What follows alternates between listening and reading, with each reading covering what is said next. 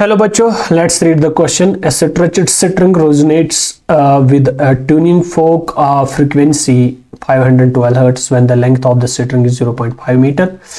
The length of the string required to vibrate resonantly with the tuning fork of frequency 256 Hz that would be. Okay? तो सबसे पहले हम इसका की concept यहाँ पे लिखेंगे.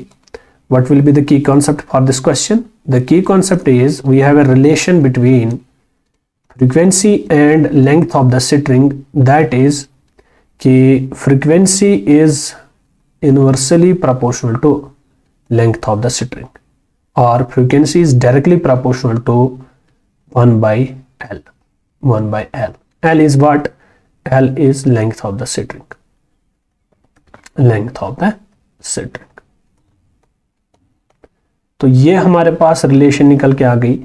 तो कभी कभार हम उसको इस तरह भी लिख सकते हैं कि जो मेरी फ्रीक्वेंसी है that frequency is directly proportional to 1 by L.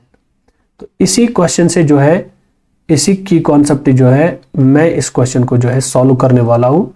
आइए देखते हैं कि हम इसको कैसे अब सॉल्व करेंगे.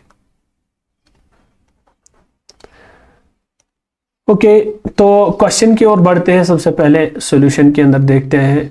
अगर हम क्वेश्चन के अंदर देखें कि सबसे पहले बोल रहा है कि फ्रीक्वेंसी 512 हर्ट्ज है और लेंथ आपकी कितनी है 0.5 मीटर.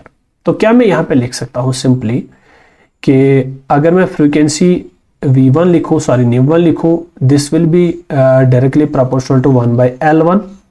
तो ये मैं इक्वेशन फर्स्ट मान लेता हूँ. v2 will be directly proportional to 1 by L2.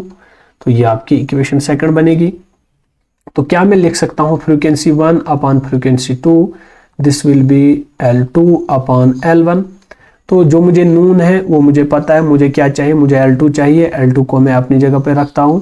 This will be equal to V1 frequency upon V2 frequency और इसको मल्टीप्लाई करेंगे L1 से. तो क्या मैं देखता हूँ यहाँ पे V1 जो है दैट इज 512 हर्ट्ज, V2 जो है that is given in the question that is 256 hertz. तो L1 लेंथ जो है that is also given in the question that is 0.5 metre. 0.5 metre से हम इसको मल्टीप्लाई करेंगे. 256 1 जार, 256 2 जार. तो यहां से आपका सही आंसर निकल के आ जा रहा है 2 इंटू 0.5 जो है वो किसके बराबर आ जाएगा? 1.0 मीटर के बराबर आ जाएगा. इसका मतलब जो लेंथ L2 होगी, तो जो लेंथ L2 होगी that will be equal to 1 metre. तो इसका मतलब ये हुआ कि जितनी लेंथ ऑफ स्ट्रिंग बढ़ेगी उतनी फ्रीक्वेंसी जो है कम होती जाएगी. तो यहां से जो इस क्वेश्चन का सही आंसर निकल के आ रहा है that is 1 metre. C option is the correct option of this question. Thank you.